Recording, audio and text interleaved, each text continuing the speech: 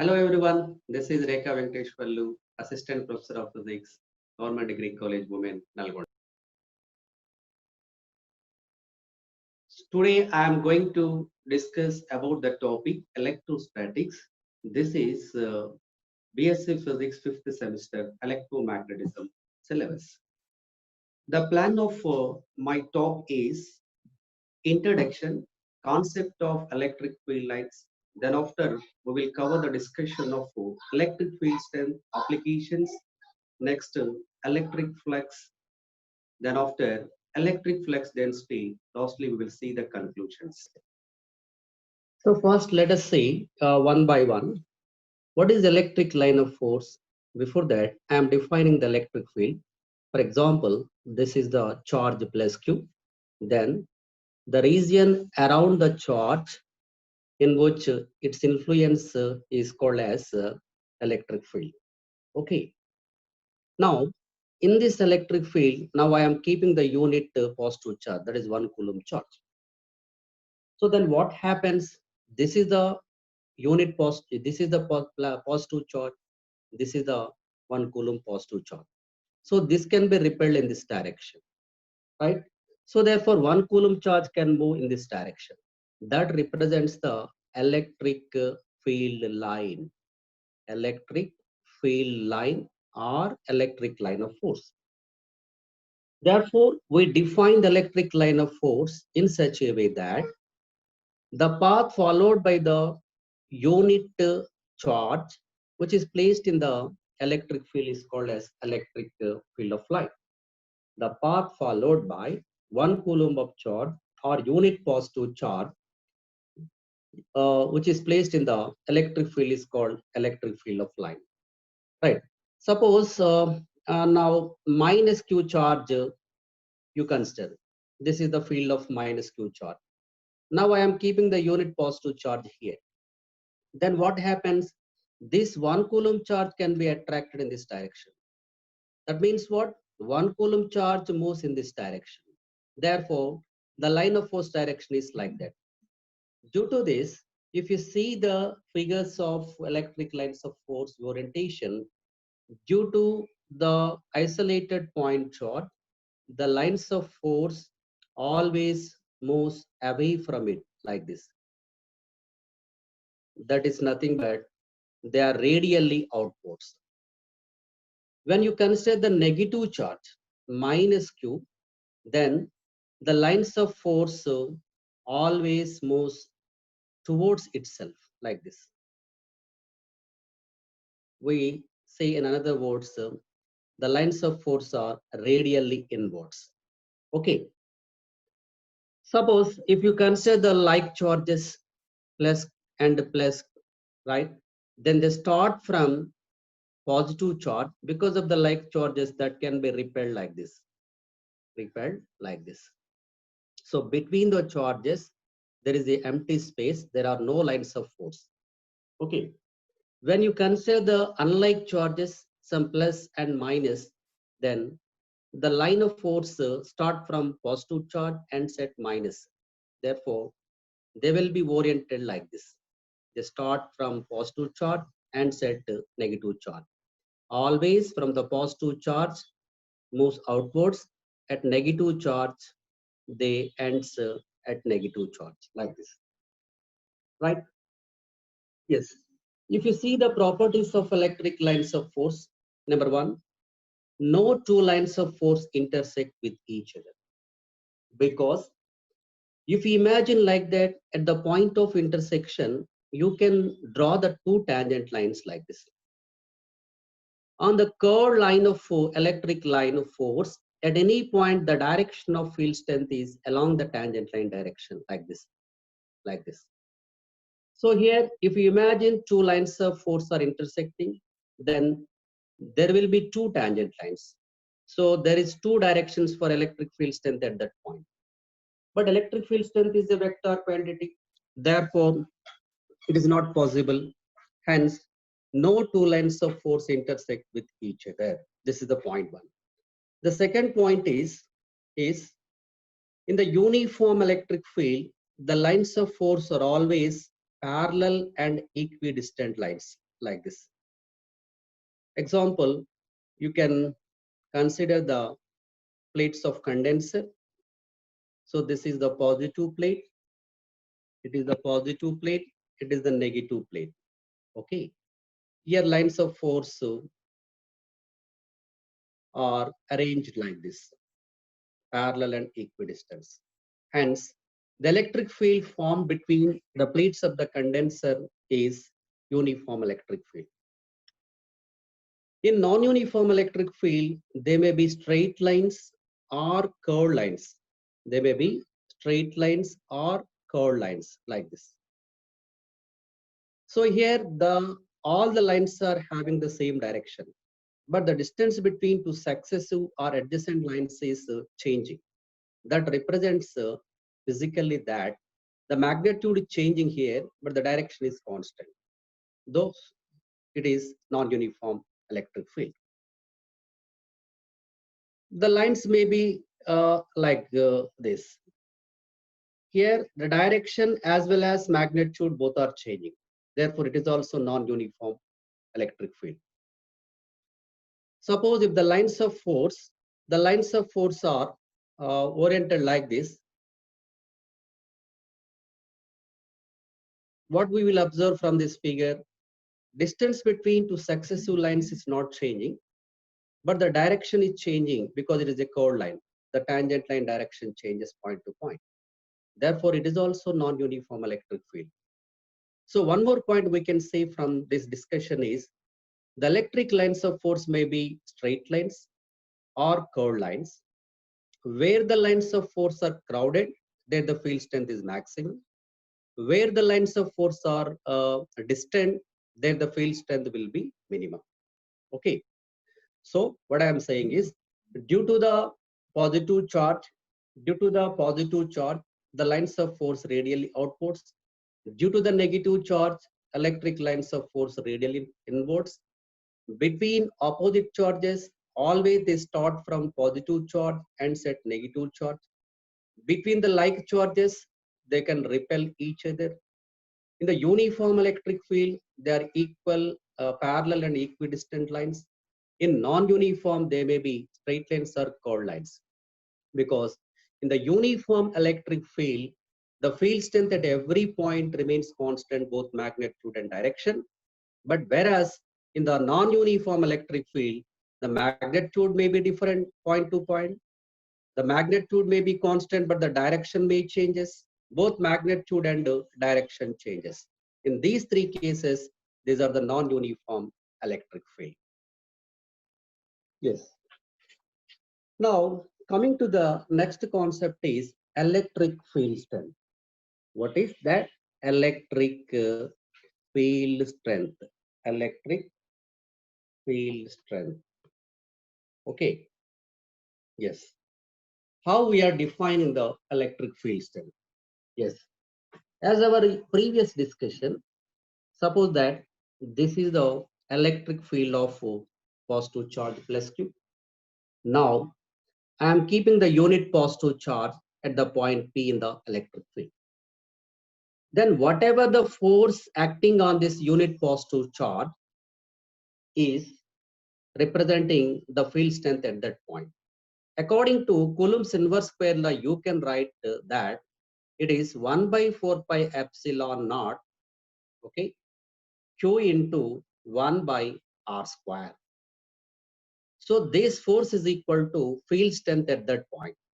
Therefore, field strength at the point P is equal 1 by 4 pi epsilon naught Q by R square. This represents the field strength due to the point charge Q at the distance R from it. Vectorially, you can write it as E bar is equal 1 by 4 pi epsilon naught Q by R square into R cap, where R cap is the position vector in this direction, R bar direction. Okay, R bar is the position vector of the point P, R cap is the unit vector. If you take the magnitude modulus of E bar equal modulus of this one, modulus R cap equal to 1, then you will get the same 1 by 4 pi epsilon naught Q by R square. From this expression, what you can observe, E inversely proportional to R square. Okay. So that from the point charge Q at the distance R1, field strength E1, at the distance R2, field strength E2. Then the ratio E1 by E2 is equal to R2 square by R1 square. Okay. So field strength now how we are defining? Yes. The force acting on the unit positive charge placed in the electric field is called as electric field strength, or the force experienced by the unit positive charge placed at any point in the electric field is called as electric field strength at that point. It is a vector quantity. So already I told you, it is a vector quantity, right? What is the direction? Yes, the force direction. The direction of force acting on the 1 coulomb charge is the direction of that one. It is the electric field of the plus Q charge. So due to the plus Q charge, always the lines of force direction like this, radially outwards. So at any point, if you keep the unit positive charge, that can be repelled along that electric line force direction. Suppose if you consider the minus charge, then 1 coulomb charge can be attracted towards minus Q, then the line of force direction like this. Okay, so the direction of the force will be towards the minus Q, right? So E bar is a vector quantity. Its SI unit is Newton by Coulomb and volt by meter. How we are writing Newton by Coulomb? Yes, we have the formula F is equal to QE. Okay, when the charge Q is placed in the uniform electric field, the force on the charge Q is given by F equal to QE. How we are writing this one? Yes, according to our definition, the force on 1 coulomb charge in the electric field is called field strength, E. Then the force on charge Q is equal to how much? That will be QE. Therefore, when a charge Q is placed in the uniform electric field, that can experience the force F is equal to QE, right? So vectorial, you can write it as F bar is equal to Q into E bar, right? Here, if Q is positive charge, then F bar is always parallel to E bar. Okay, sir. If the Q is negative charge, then F bar is opposite to the field direction and parallel, or anti-parallel to minus E bar.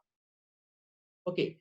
So from this, if you write E is equal to F by Q, what is the SI unit of force? Newton. Coulomb is the SI unit of charge. This is Coulomb. Therefore, SI unit for electric field strength is Newton by Coulomb.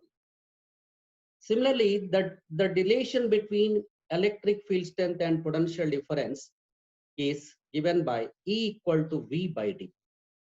So we will discuss later on. So just you here observe the formula E equal to V by D.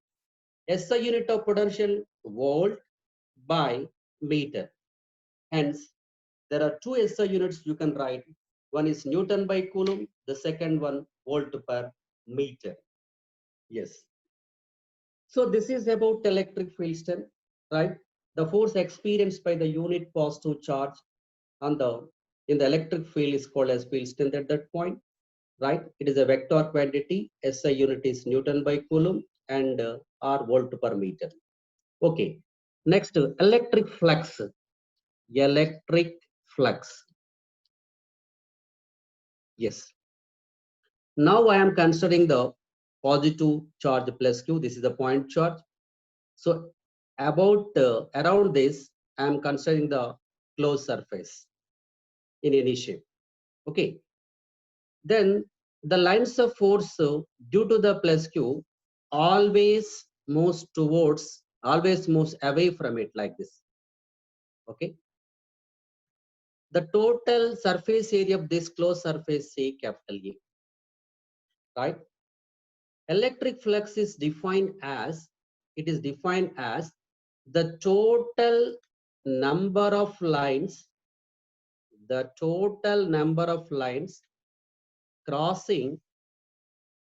crossing normally through a closed surface. Through a closed surface is called as electric flux. is called as electric flux. Okay. So for example, if you consider the spherical surface about plus q, the radius of the sphere is r. Okay. Then what is the surface area? 4 pi r square. So through this 4 pi r square area, the lines of force are crossing normally like this, like this. Okay. If it is minus q, of course, the direction we show inverse direction. So through the surface area 4 pi r square, there are number of lines of force are emitting from outside. Okay. If you consider the unit surface area, that is 1 centimeter square on the surface area. So how many number of lines are crossing this unit surface area? That represents the flux density or electric field strength. I think you understood the difference between electric flux and flux density. Electric flux is nothing but the total number of lines of force crossing through the closed surface area. You can imagine this may be spherical surface or cube or any another surface, cylindrical surface, whatever it is. The number of lines of force crossing normally through unit surface area is called flux density or electric field strength. You can prove that electric flux density equal to electric field strength. Yes, due to 1 coulomb of charge, the number of lines can cross. The number of lines emitting from the 1 coulomb charge is equal to 1 by epsilon naught. So then, due to the plus q charge or minus q charge, the number of lines of force will emit will be q by epsilon naught. That is electric flux. Q by epsilon naught. Okay. Therefore, flux density is defined as flux density is equals to I'm writing flux density is equal to the total flux by area. Okay, phi E by A. Say this is equation 1. But we have phi E is equal to Q by epsilon naught, equation 2. Where A equal to 4 pi r square, A equal to 4 pi r square. We are assuming the spherical surface having the radius r around the charge plus q. Then the total closed surface area capital A equal 4 pi r square. Okay. Then phi E is equal to q by epsilon naught. Okay. Then flux density is equal to phi E q by epsilon naught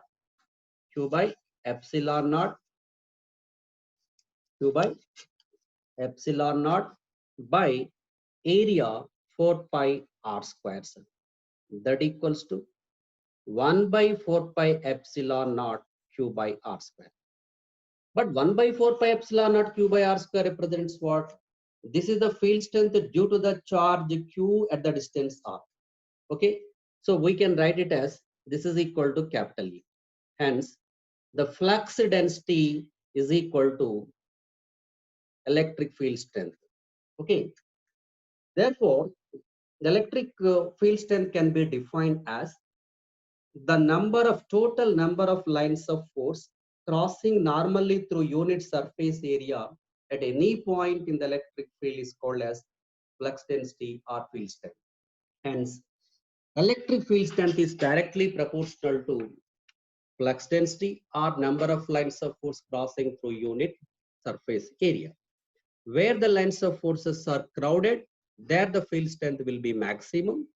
Where the lines of forces are some distant or apart from, then the field strength will be minimum. Okay.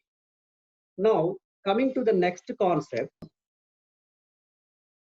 So now I'm considering a closed surface about plus q charge, right?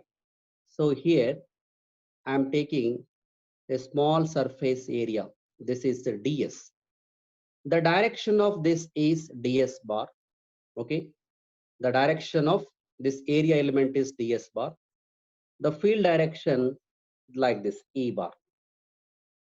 Suppose if the angle between e bar and ds bar is theta, then flux through this area, that is flux through ds is given by d phi is equal to what we write, e bar dot ds bar. That is d phi e is equal e ds cos theta. Okay, equation 1. Let me repeat what I am saying. Around the charge q, I consider the closed surface. There I am taking the small area element, this is ds. The direction of area element is ds bar, that is outward unit vector of this element, this one, ds bar, n cap you can write, ds bar equal to ds into n cap. The direction of field strength is E bar at that point. Angle between E bar and ds bar is theta, this one. Then the flux, electric flux through this closed surface, that is nothing but the number of lines of force can cross perpendicularly through this surface area. That is d phi. D phi equal to, we are writing E bar dot ds bar, that equal E ds cos theta. But we have the total closed surface area, this is capital A. Okay, the total flux is given by phi E is equal integral d phi over s. Phi E is equal integral s. You can write it as E bar dot ds bar cos theta. Okay, E bar dot ds bar. Then s, it is E ds cos theta. Okay, E cos theta you can write outside. E cos theta integral ds over s equal to E cos theta, the total surface area. By adding these all these surface area elements, you will get the total area capital A equal to, that equals to E A cos theta. Vectorial you can write it as phi E is equal E bar dot A bar. Okay, the dot product of field strength and area vector gives the electric flux through that surface area. Okay, since the dot product of these two vectors, the dot product of any two vector represents a scalar. From this it is very clear that electric flux is a scalar quantity. Okay, I hope you understand the difference between flux and flux density. Flux is nothing but the total number of lines of force crossing perpendicularly through the considered surface area, closed surface area. The number of lines of force crossing normally through unit surface area is called flux density. It is equal to the electric field strength in magnitude. Okay, the next concept we'll see the applications of electric field strength. Let us see the applications of electric field strength. Already I told you that due to the point charge q at the distance r, electric field strength equal to what, sir? 1 by 4 pi epsilon naught q by r square. Okay. This is due to the single charge. Now I am considering the two charges. One is q1, another is q2 plus q1 plus q2. Okay. Suppose a point P is considered in between the line joining the two charges. From that point, the distance of q1 is r1, distance of q2 is r2. Okay. According to our definition, due to the plus q1 charge, the field strength at P is in this direction, because just imagine 1 coulomb charge is placed there. This can be repelled in this direction. Plus Q2 can repel the 1 coulomb in this direction. This is E1, it is E2. Okay. Then the resultant field E is equal to E1 bar plus E2 bar, E bar equals to. If you consider the magnitude there, E1, E2 are acting in opposite direction. the E resultant equal to E1 minus E2 or E2 minus E1, the difference of these two field strengths. Okay. Another example, let us see. Now I am considering two charges. This is plus Q1, it is plus Q2, which are placed at the two corners of equilateral triangle of side A. Then what is the field strength at the third corner? This is the question. Due to the plus Q1 charge, the field direction is in this direction. This is E1 bar, you see. Because just imagine that a test charge, 1 coulomb charge is placed there. 1 coulomb charge can be repelled in this direction. That means field strength due to the plus Q1 is in this direction. Due to the Q2, the field direction is like this, E2 bar. What is the angle here? This is 60 degree. Then this will be 60 degree.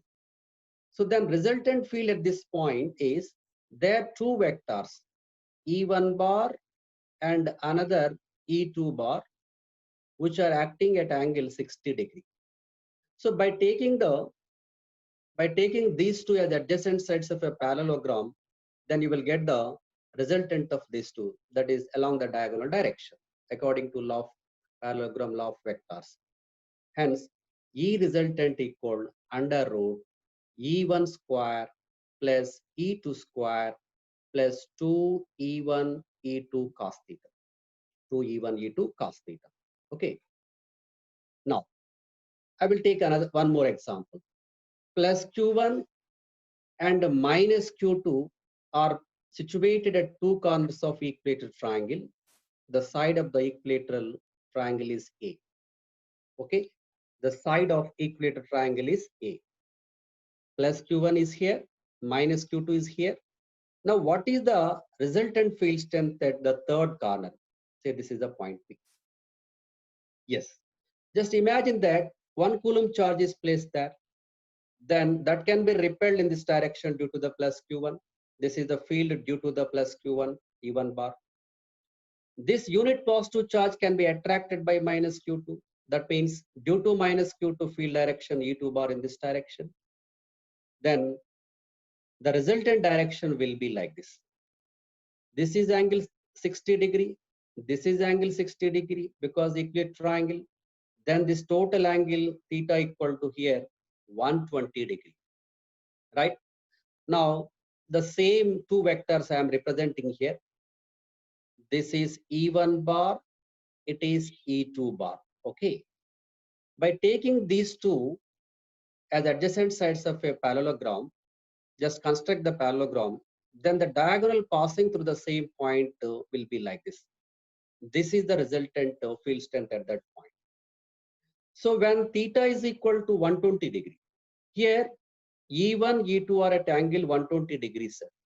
Then resultant field strength, you can write resultant field strength equal under root E1 square plus E2 square plus 2E1 E2 cos 120.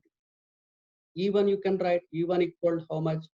1 by 4 pi epsilon naught Q1 by A square. E2 how much? E2 equal to 1 by 4 pi epsilon naught Q2 by A square. Okay. Substituting these two here, we'll get the resultant field strength. The next one more application I want to explain you is one more application. Yes. Suppose that three charges plus Q1, it is plus Q2, it is plus Q3 are placed at three corners of a square of side A. Okay, square of side A. What is the field strength at the fourth corner at this point? Right, sir. Very simple. Simply just you apply the concept of electric field strength, the definition. Due to the plus Q1, the direction is like this because 1 coulomb charge can be repelled in this direction. It is E1 bar. Due to the Q3, 1 coulomb can be repelled in this direction, means due to the charge Q3, the field direction is E2 bar. Due to the Q2, the direction will be like this. This is E3 bar in this direction. Okay. So at the point P, three vectors E1 bar, E2 bar, E3 bar acting at a time.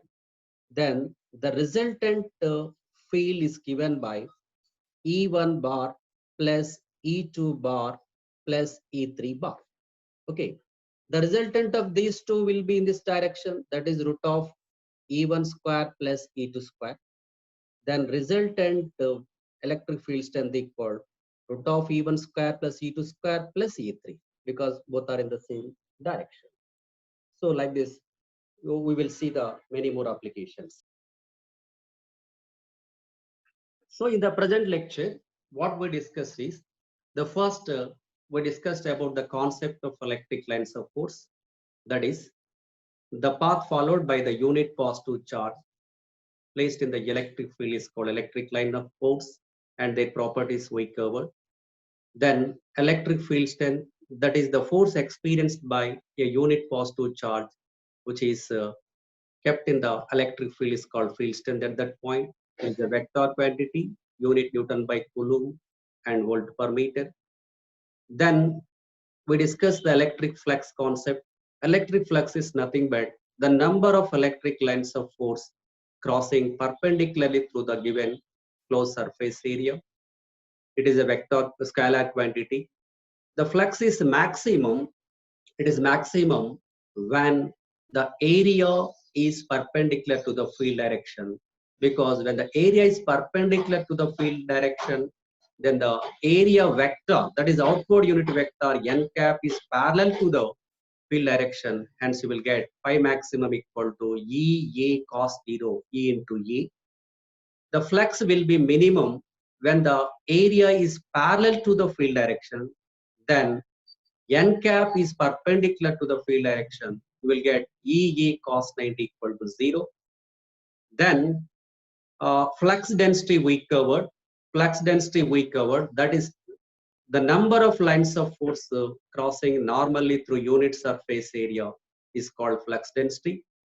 It is also equal to the electric field strength. Electric flux density is equal to the total flux by the total area. So that means through the area A, the total flux is equal to capital A. Then for unit surface area, that is flux density, is given by pi by A. Okay, thank you.